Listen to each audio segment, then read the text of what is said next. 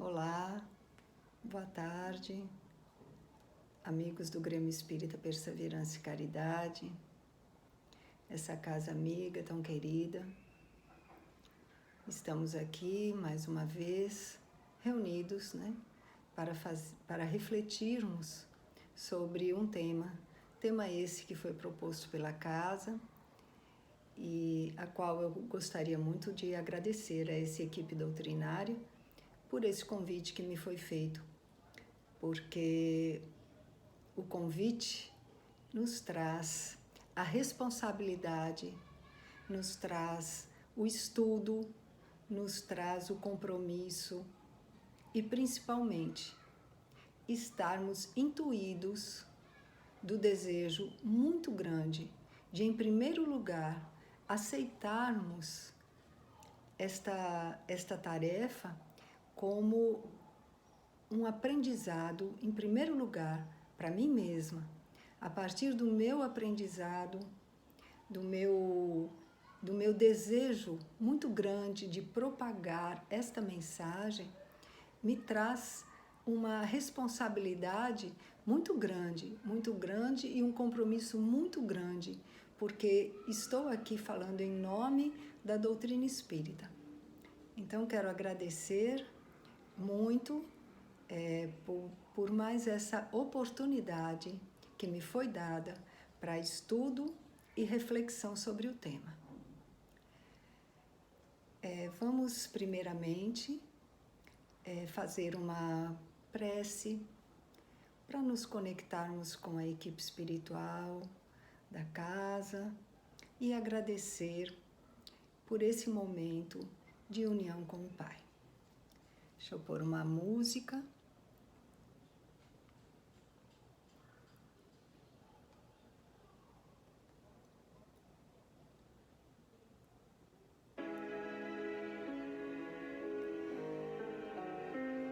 Vamos neste momento,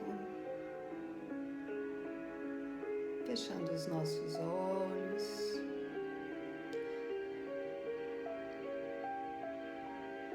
elevando o nosso pensamento ao Mestre Jesus, a Maria Santíssima, pedindo à equipe de Ceareiros do Bem que tragam as melhores vibrações para todos nós que neste momento estamos aqui em união com a palavra do Mestre Jesus.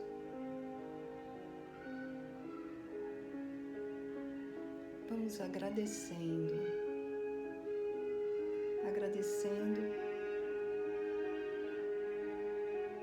por todas as benesses recebidas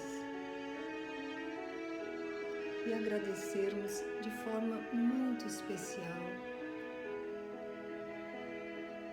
por estarmos no caminho reto do bem, no caminho que nos leva definitivamente ao progresso,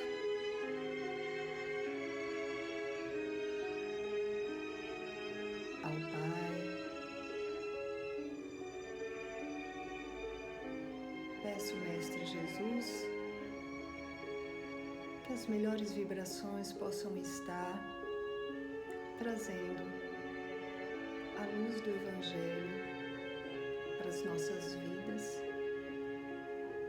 para que possamos, neste momento, ser o vosso instrumento de ação ao próximo, de caridade, de benfeitoria e de paz.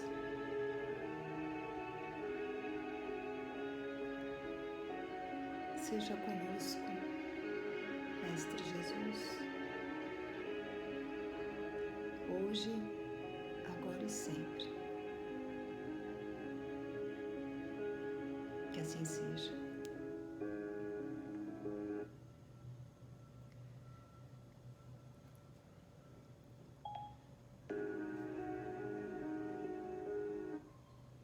O tema que nos foi solicitado pela casa tem feito parte destes últimos 3 sábados.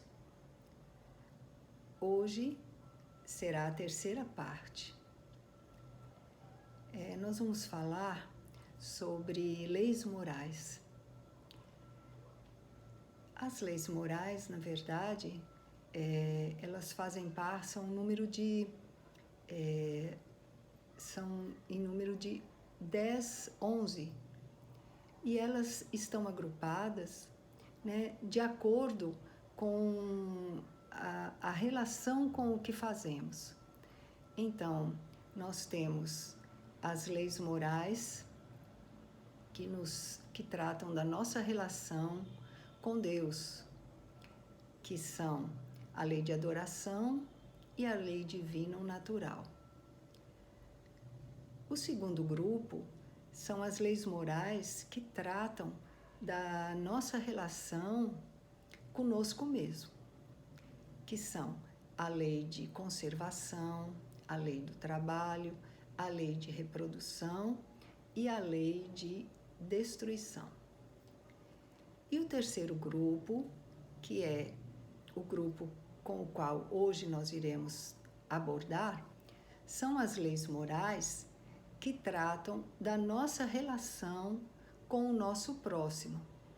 São as leis de sociedade, as leis de progresso, igualdade e liberdade. Não esquecendo, né, que a divisão dessas leis morais, elas se baseiam no mandamento maior da lei de Jesus, né, da lei de Deus. Amar a Deus, lei de adoração, lei natural. Amar a si mesmo, lei de reprodução, de conservação, de trabalho, de destruição, e amar ao seu próximo. Lei de sociedade, liberdade, igualdade e sociedade. Pois é. Então, é muito importante que a gente faça essa ligação, né? De que quando nos foi deixado esse mandamento maior, amar a Deus sobre todas as coisas, amar a si mesmo e amar ao próximo, esse sendo o maior mandamento, a gente percebe a ligação, né, evangélica com as leis morais, né, com a divisão. Gostaria também, antes de dar início, de ressaltar que todo o conteúdo dessa palestra, ela se encontra na terceira parte do Livro dos Espíritos, onde se abordam as leis morais. É dali que foram tiradas as perguntas, né, feitas por Kardec aos espíritos a respeito desse tema, e dessa terceira parte do livro que nós tratamos hoje sobre essas questões das leis morais. E também do livro das Leis Morais, psicografado por Divaldo Franco e Joana de Ângeles. Então, vamos dar início colocando a lei natural é lei de Deus. Todas as leis da natureza são leis divinas. O sábio, ele estuda as leis da matéria. O homem de bem estuda as da alma. No Livro dos Espíritos, na terceira parte, como eu já citei, na pergunta 621, tem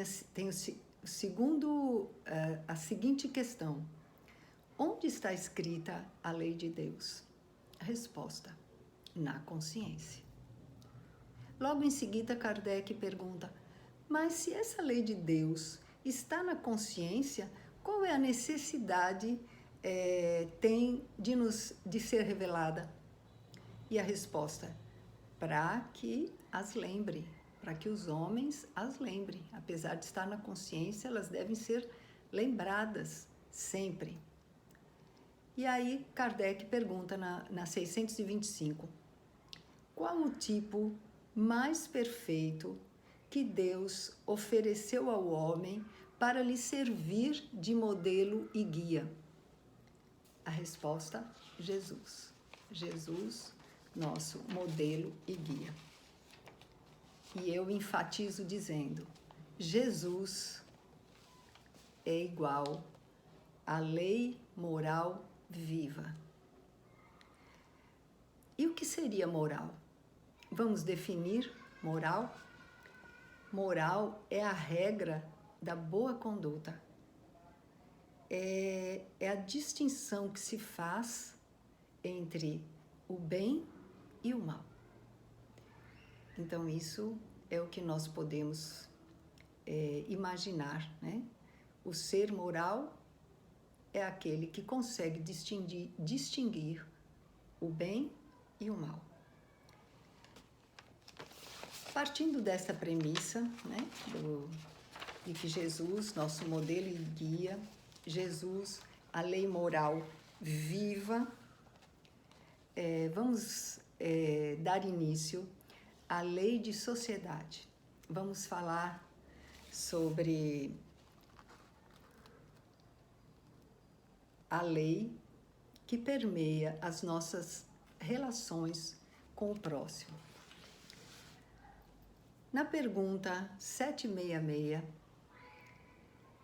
a questão é: a vida social é natural? Resposta: certamente. Deus fez o homem para viver em sociedade. Por mais que muitos possam imaginar que viver em sociedade seja sempre a grande dificuldade do ser humano, se percebe nas colocações em que é feita, em vários questionamentos, nessa terceira parte do livro dos Espíritos sobre a lei de sociedade, a questão do isolamento, a questão de algumas pessoas ou algumas religiões acharem que a melhor forma de ter um relacionamento com Deus era se isolando nos monastérios, nos desertos, sem vivenciar nenhum relacionamento com o próximo. E isto não traz nenhum proveito. Viver o Cristo é também conviver com o próximo. Porque convivendo com o próximo, nós vamos aceitar, aprender a respeitar, aprender a tolerar, aprender a ser indulgente, a ser caridosos. Como desenvolver todas essas necessidades próprias para a nossa evolução se estivermos tolhidos desse contato com o nosso próximo. Então, cada vez que nós encontramos no nosso próximo uma dificuldade, isso faz com que você vá de encontro consigo mesmo, com que você comece a entender a sua necessidade e a necessidade do próximo. Então, isolar-se, portanto, a pretexto de servir ao bem, não passa de uma experiência onde o egoísmo predomina. Jesus desceu das regiões felizes, das regiões mais felizes, para o vale das aflições, a fim de nos ajudar. Ele saiu do lugar onde ele estava vivendo, no vale feliz, para vir estar conosco, sem que ele necessitasse fazer isso. No entanto, ele aqui esteve, amando os rejeitados, ele nem se rebelou e nem se afastou. Então, é muito necessário que a gente aprenda, mediante a convivência com os nossos irmãos, com os irmãos mais difíceis, os irmãos mais inditosos, é que nós vamos conseguir aprender a tolerância e o respeito. ser para eles, para essas pessoas que consideramos difíceis, assim como nós somos difíceis para os outros, mas sermos quem ajuda, quem desculpa e quem compreende. Se conseguires conviver pacificamente com o amigo mais difícil, você consegue ter uma progressão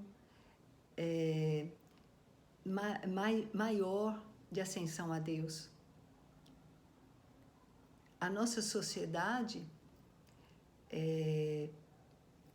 ao nascermos, nós já nascemos dentro de uma pequena sociedade, que é a família. Como conviver em família, muitas vezes, com familiares difíceis, familiares problemáticos. Então, se já nascemos num núcleo familiar, é porque já vamos compreendendo, né, através do nosso pai, da nossa mãe, dos nossos irmãos, a necessidade que temos de respeitar, de tolerar, de amar, de ser compreensivo. Essa é a razão de estarmos num meio social.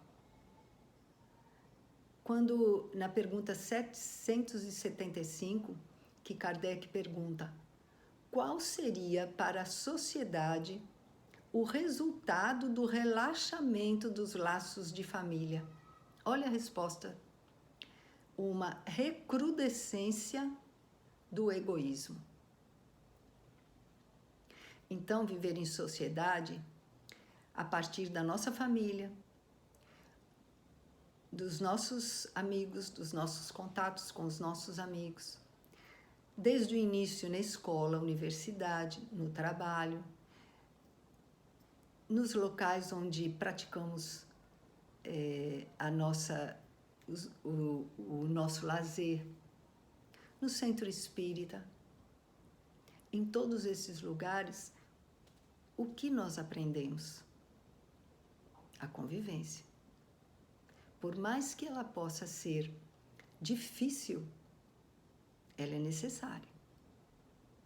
E temos agora, neste momento, né, de pandemia, temos experimentado uma dificuldade extra, porque nós somos seres sociáveis, queremos estar em contato com o outro, mas, ao mesmo tempo, nós necessitamos de nos recolher. Muitas pessoas ficaram, além do recolhimento dentro de casa, muitas, na vigência da doença, ficaram recolhidas dentro de um quarto, sem poder ter contato com ninguém, tendo contato, assim, muito esporádicos, através de telefone. Quantos não ficaram sem isso? Como nós podemos, neste momento, dar interpretação, como podemos reagir como sociedade,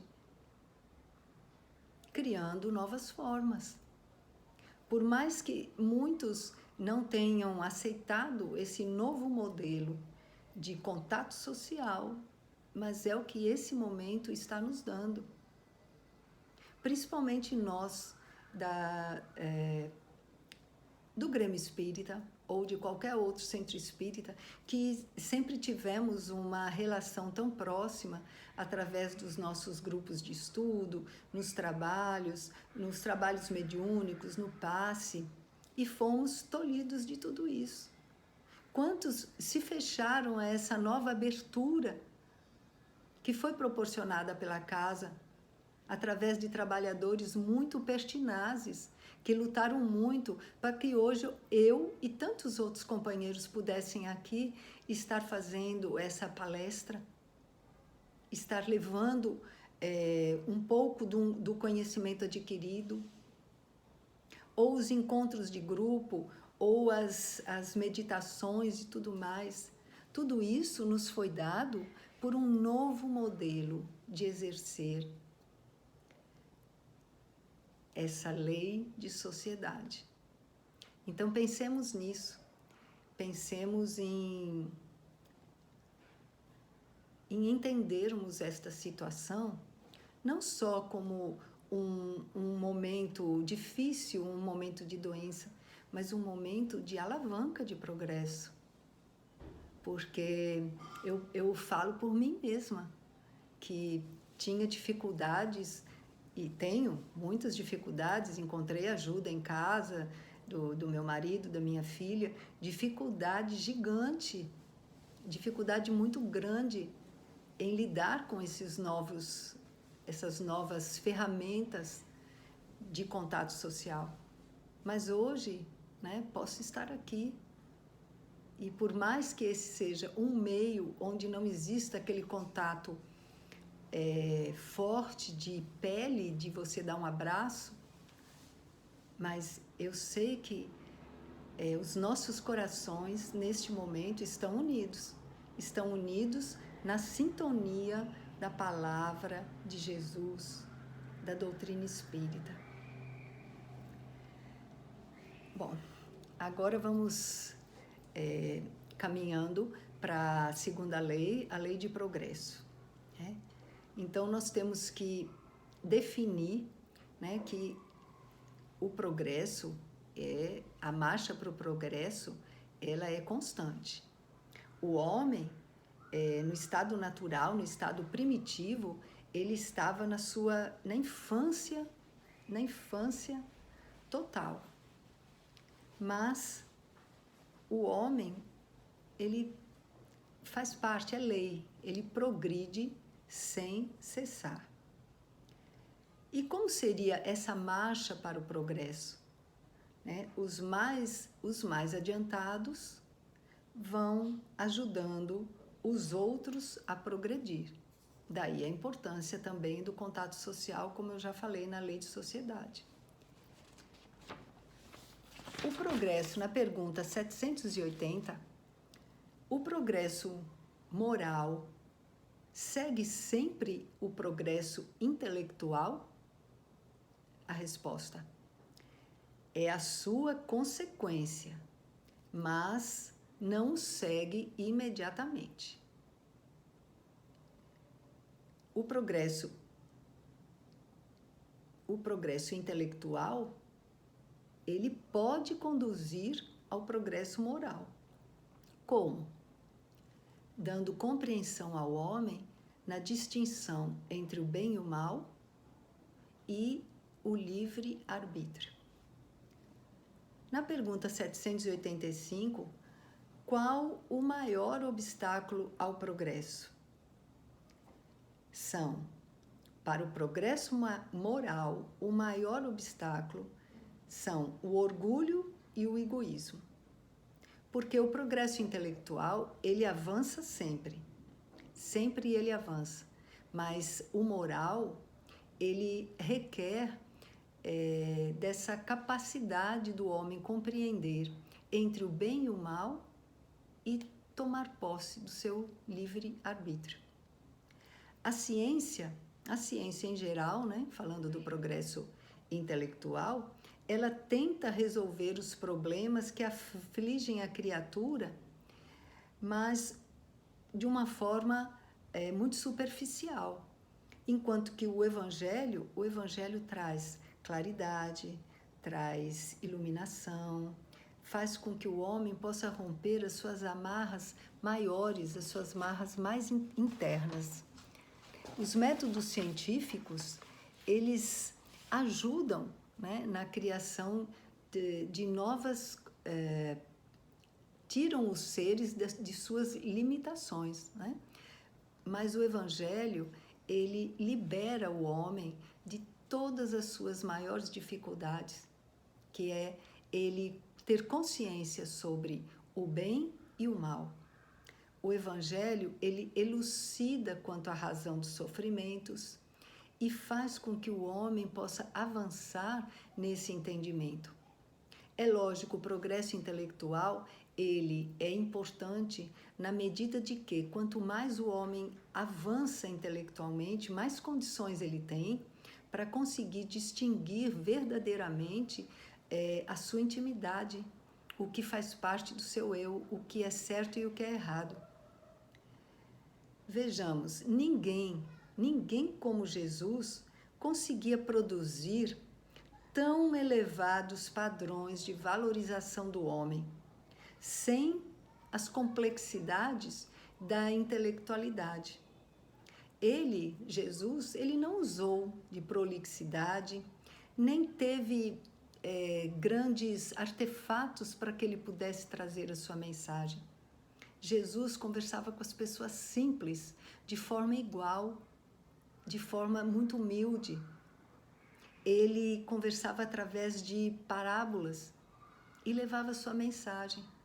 Então é muito importante a gente sempre ter como esse modelo Jesus. O progresso para ele ser legítimo, ele não pode prescindir da elevação moral dos homens. E essa elevação moral dos homens é sempre baseada no Evangelho de Jesus. As conquistas da inteligência, embora elas sejam valiosas, muito valiosas, sem a santificação dos sentimentos, só nos conduzem ao desvario e à destruição. As conquistas da ciência são importantes juntamente com as conquistas do bem maior. Estudo e pesquisa, sim, mas amor também. Como diz no Evangelho, amai-vos e instruí-vos, no Livro dos Espíritos, desculpe. Amai-vos e instruí-vos. Nem amor sem equilíbrio, nem instrução intelectual sem conteúdo de amor. É muito importante que a gente guarde esta frase e coloque em prática. Nem amor sem equilíbrio e nem instrução intelectual sem um conteúdo amoroso. Os dois são muito importantes e é o que faz o nosso equilíbrio, do nosso progresso moral e do nosso progresso intelectual. Amor e conhecimento são as asas harmoniosas para o progresso do homem e dos povos. Amor e conhecimento. É da lei que o espírito jamais retrocede, progredindo sempre. E com ele, a sociedade humana vai evoluindo sem cessar. O progresso é uma lei. Nós marchamos, é a marcha do progresso. Na pergunta 792, por que a civilização não realiza imediatamente todo o bem que ela poderia produzir? Resposta: porque os homens ainda não se encontram em condições e nem dispostos a obter este bem. O que é que ele nos quer dizer? Que o progresso, ele não se realiza simultaneamente em todos os sentidos. Ele não é uma corrente rápida, ele é algo paulatino. Depende. Num período ele pode avançar rapidamente, muito, em ciência, em tecnologia, em todos os outros sentidos que conhecemos, mas ele pode ficar estagnado moralmente. Então, a marcha do progresso, ela é lenta. Quanto mais um se eleva, ele vai ajudando para que o outro também vá aumentando gradativamente. Então, é a moral e a inteligência, ambos caminhando juntos. São duas forças que não se equilibram a não ser com o tempo, moral e inteligência. Na pergunta 799, eu acho essa pergunta assim, muito importante, né, para nós que somos adeptos da doutrina espírita, né, que temos essa crença na fé raciocinada. Essa pergunta 799, de que maneira o espiritismo pode contribuir para o progresso?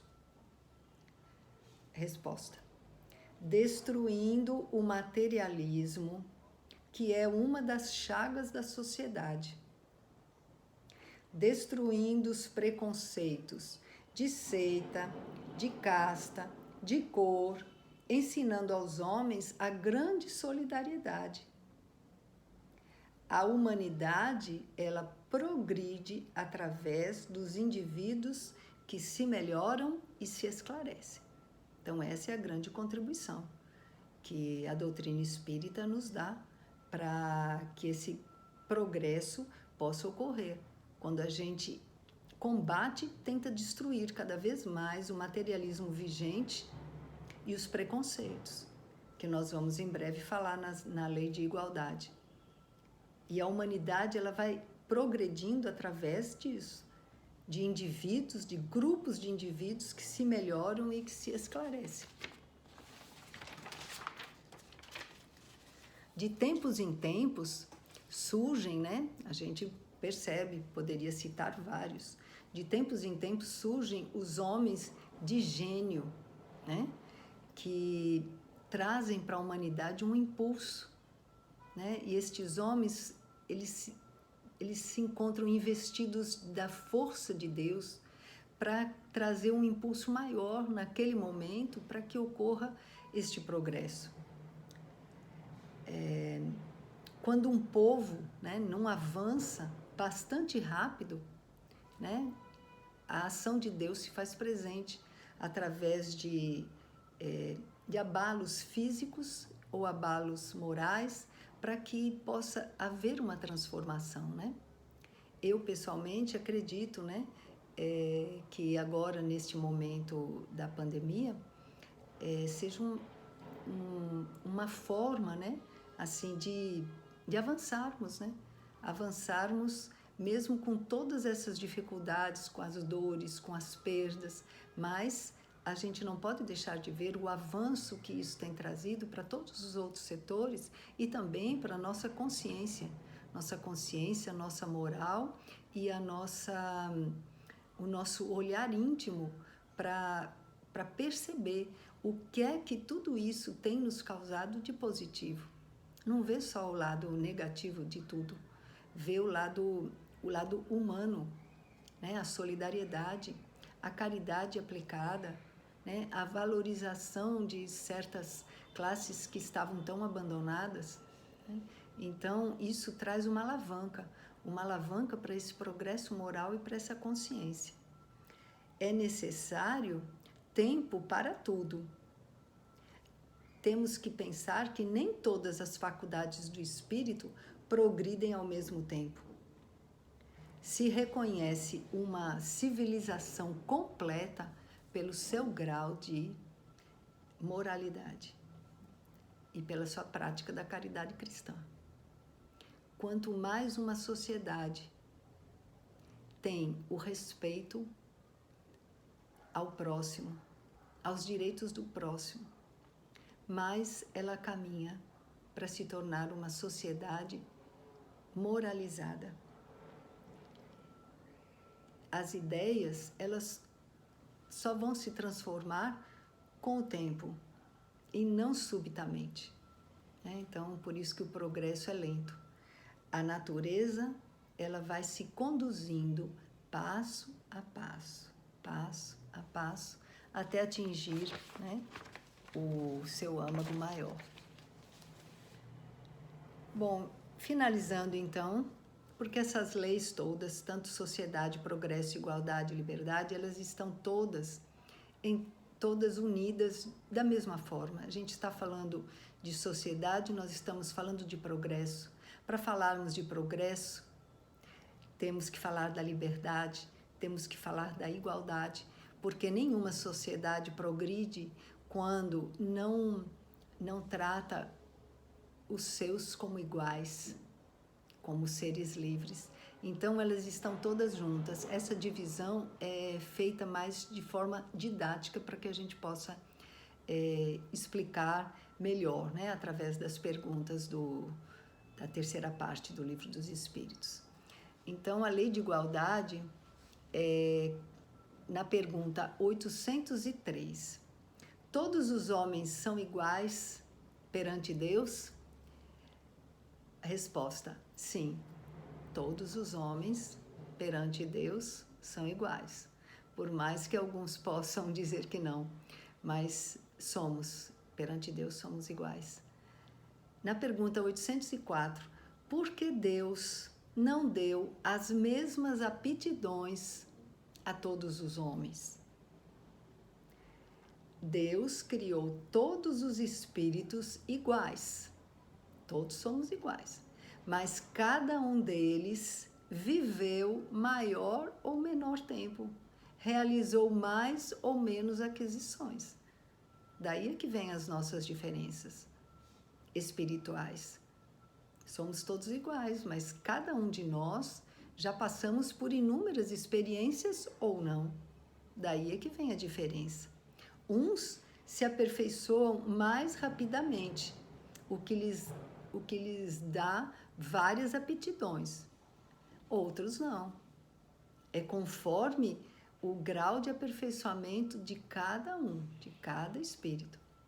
Deus, veja só, Deus não criou a desigualdade das faculdades, mas permitiu que os diferentes graus de desenvolvimento se mantivessem em contato, a fim de que os mais adiantados pudessem ajudar os mais atrasados a progredir. A desigualdade das condições sociais é obra do homem. É muito importante. Vou frisar isso novamente. A desigualdade das condições sociais é obra do homem, não é obra de Deus. Então, nós vemos as desigualdades das condições sociais, das condições econômicas, onde vivemos a questão das riquezas, as riquezas por herança, as riquezas por roubo, as riquezas através do trabalho. Essa diversidade social, essa diversidade econômica nos mostra que não existe igualdade absoluta, mas essa desigualdade é obra do homem e não de Deus. Muitos acreditam que possa existir esta possibilidade, Lembrando aqueles locais, aqueles países que tiveram um socialismo, um comunismo utópico, que acreditavam que poderiam nivelar todos, tendo as mesmas igualdades social e econômica, e que isso seria o paraíso na Terra. E nada disso acabou tendo um bom final. Pelo quê? Porque sempre existia o quê? Uma desigualdade. Os que mandavam e os que obedeciam. Os que tinham direito a tudo e os que não tinham direito a nada. Portanto, é importante lembrarmos sempre que essas desigualdades econômicas é tudo obra do homem, da sociedade em que vivemos. Mas que é muito importante levarmos em consideração as grandes provas, que são as provas da riqueza e a prova da miséria, porque são provas que nos trazem à tona o caráter e a moral de cada um. A miséria, muitas vezes, provoca o murmúrio contra Deus. A riqueza leva a todos os excessos. O pobre, quando consegue passar por essa prova com resignação, é um grande ganho. Assim como o rico, quando sabe fazer uso da sua riqueza e do seu poder, ele também tem nesta prova um grande progresso, porque soube passar por ela de uma forma de bem. Além disso, dessa desigualdade social, dessa desigualdade econômica, precisamos falar também da desigualdade entre homens e mulheres, sabendo que homens e mulheres e todo e qualquer outro gênero têm o mesmo direito, embora eles possam desempenhar papéis diferentes, mas de igual relevância. Então, a igualdade entre sexos.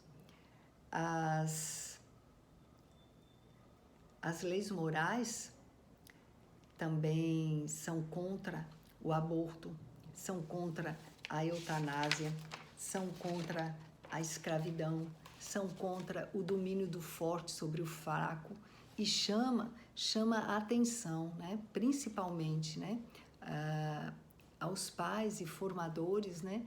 Dessa necessidade, dessa educação, não só na escola como no lar, essa educação que faça com que seja formadora do caráter e dos bons hábitos, não somente instrução intelectual, né? Porque muitos desses preconceitos e dessas dificuldades, elas se originam dentro de casa e acabam se propagando num círculo vicioso. Faze a paz com todos e fruirás das messes da paz, não julgando ou condenando ou perseguindo ninguém. Lembre-se sempre que só devemos fazer aos outros aquilo que nós gostaríamos que fosse feito para conosco. Desgraça real é sempre o mal que se faz e nunca aquele que se recebe. Lembrem-se sempre, insucesso social, prejuízo econômico, fatalidade, são terapêuticas enérgicas da vida para a erradicação desses cânceres morais que habitam dentro de cada um de nós. Guarda-te sempre na paz interior, procurando sempre ver no outro Jesus, nosso modelo e guia. Então, chegamos agora, né, à última lei que iremos estudar hoje, a lei de liberdade, né? Onde vamos tratar da liberdade de consciência, do livre-arbítrio, questões difíceis.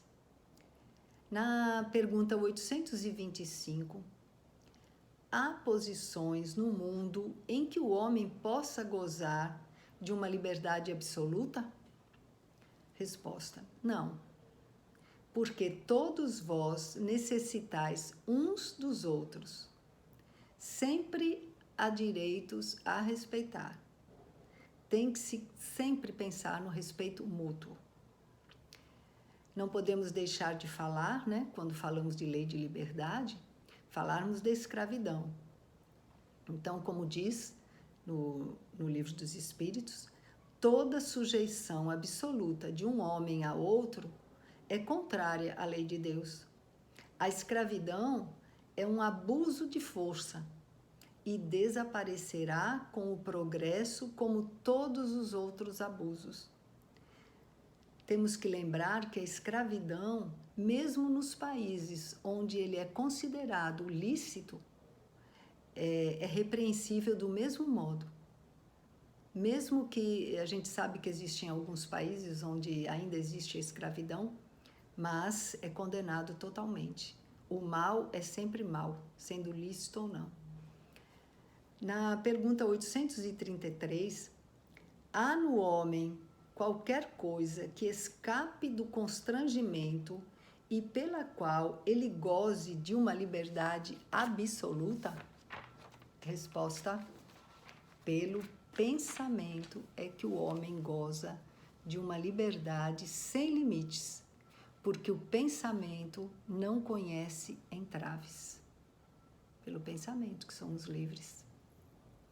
O homem é responsável pelo seu pensamento perante Deus e perante si mesmo. Só Deus, podendo conhecê-lo, condena-o ou absolve-o, porque conhece o pensamento de cada um de nós. Na 835, a liberdade de consciência é uma consequência da liberdade de pensar? A consciência é o quê? É um pensamento íntimo que pertence ao homem. assim como todos os outros pensamentos. Somente a Deus pertence o direito de julgar a consciência. Se o homem regula as suas leis, né? Se o homem regula suas leis em relação ao homem, Deus regula sua relação com o homem através do nosso pensamento, da nossa consciência, porque somente a Ele é conhecido. A liberdade de consciência é uma das características da verdadeira civilização e do progresso. A liberdade de pensar, ela inclui todas as crenças. Lembremos-nos que qualquer doutrina pode ser a expressão da verdade daquela pessoa, mas a verdadeira doutrina é aquela que mais produz homens de bem, de moral, onde a lei de amor se faça presente, onde a caridade é exercida com a sua maior pureza. Na 843, né, o homem tem livre arbítrio nos seus atos? Resposta: pois que tem a liberdade de pensar, tem a de agir. Sem o livre-arbítrio, o homem seria uma máquina. Né? Então, veja, se ele tem a liberdade de pensar, ele tem de agir. Sem o livre-arbítrio, o homem seria uma máquina. Eu vou fazer um parênteses para ler rapidamente o que fala Leon Denis no seu livro O Problema do Ser, do Destino e da Dor, sobre o livre-arbítrio. Olha o que ele diz. Para sermos livres, é necessário querer sê-lo e fazer esforço para vir a sê-lo, libertando-nos da escravidão, da ignorância, das paixões baixas, substituindo o império das sensações e dos instintos pelo da razão. E isto só se pode obter por uma educação e uma preparação prolongada das faculdades humanas. Libertação física pela limitação dos apetites, libertação intelectual pela conquista da verdade e libertação moral pela procura da virtude. Esta é a grande obra dos séculos. É muito interessante esse capítulo que fala sobre o pensamento e livre-arbítrio deste livro, né? Sugiro que quem quiser se aprofundar mais no assunto, que procure para ler, porque é muito, muito profundo, muito profundo. O livre-arbítrio, ele existe no estado de espírito, né, com a escolha das nossas provas, né, nós decidimos o que vamos querer como provas quando chegarmos aqui no planeta. E também o livre-arbítrio existe no estado corpóreo, com a faculdade que temos de ceder ou de resistir às grandes tentações, né?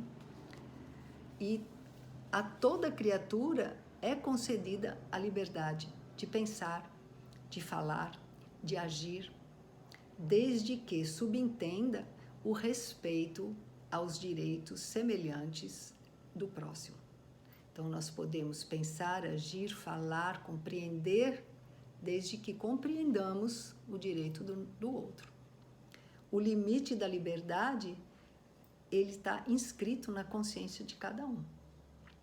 Livre, o homem se tornará somente após romper as férreas algemas que o prendem às paixões. A sua luta, né? A luta do homem deve partir dentro de si, vencendo-se, pacificando-se interiormente para poder usufruir dessa liberdade. Enquanto o homem arroja-se na luta sistemática de opinião de classe, de comunidade, de fé, de nação, de política, de naturismo, de vegano, de todas essas lutas que os homens têm entre si para impor o seu domínio sobre o outro, ele está estimulando a escravidão. Lembrem-se sempre do exemplo do mestre do Gólgota. Lembrem-se sempre dele, que sobre o flagício ele nos mostrou o insuperável ensinamento sobre, olhem só, lá no Calvário dele, preso na cruz, ele nos trouxe o exemplo de liberdade de pensar, liberdade de falar, liberdade de agir, com a sublime consciência responsável pelo seu dever cumprido. Reagirás sempre, sempre, tu reagirás conforme o seu pensamento. A segurança íntima é fruto de uma consciência tranquila que decorre do dever retamente cumprido. Então, já caminhando para o final, para o encerramento desses momentos de reflexões, espero que todos tenham podido compreender através dessas pequenas reflexões sobre essas leis que permeiam a nossa ação com o próximo. São leis morais, mas acima de tudo, elas devem estar introjetadas dentro da nossa consciência, dentro do nosso coração, imaginando que cada vez que nós nos relacionamos com o nosso próximo, nós sempre temos que estar muito cientes do mandamento maior da lei de Deus: amar a Deus, amar a si mesmo e amar o nosso próximo. Ao exercermos estas leis que na verdade estão na nossa consciência, de sociedade, de liberdade, de igualdade, nós estamos nada mais do que exercendo as leis de humanidade, porque somos seres humanos criados para sermos felizes. Mas a nossa felicidade, ela não é possível se não houver a felicidade do nosso próximo. É uma cadeia de união. Toda vez que eu possibilito a melhora do outro, eu estou agindo para que essa sociedade progrida, para que essa sociedade seja igualitária, para que essa sociedade seja livre. Lembremos-nos sempre disso. Então, já agora encerrando, eu gostaria de agradecer a todos, por este momento de união, e eu gostaria de ler uma poesia que fala muito sobre isso. Talvez muitos a conheçam. Ela me emociona muito, muito mesmo, porque eu tenho uma história muito, muito importante com essa poesia, que agora não é o momento para estar contando. Mas ela é do livro Meditações 7, de John Donne. Nenhum homem é uma ilha isolado em si mesmo. Cada ser humano é uma parte do continente, uma parte de um todo. Se um torrão de terra for levado pelas águas até o mar, a Europa ficará diminuída, como se fosse um promontório, como se fosse o solar de teus amigos ou teu próprio. A morte de qualquer homem me diminui, porque sou parte do gênero humano. E por isso, não pergunte por quem os sinos dobram. Eles dobram por você. E assim, meus amigos, com essa mensagem, essa mensagem de muito amor. Agradecida a toda a equipe espiritual que aqui esteve. Agradecida a todos que compartilharam deste momento, nesta sintonia de amor. Vamos encerrando a nossa palestra. Que o Mestre Jesus permaneça em nossos lares, que tenhamos um fim de tarde alegre, junto com os nossos familiares, no meio onde vivemos, sendo instrumentos do Mestre Jesus. Muita paz a todos.